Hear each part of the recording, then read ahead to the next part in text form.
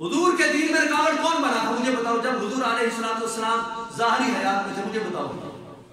ابو جہل، ابو لہب، عتبہ، شیبہ، بڑے بڑے بے ایمان کافر لوگ بنے تھے. اور جو ساتھی بنے تھے وہ کون تھے؟ ابو بکر ساتھی بنے، ابو بکر نہ رہے، صدیق اکبر بن گئے. عمر ساتھی بنے، خالی عمر نہ رہے، فاروق اعظم بن گئے. عثمان ساتھی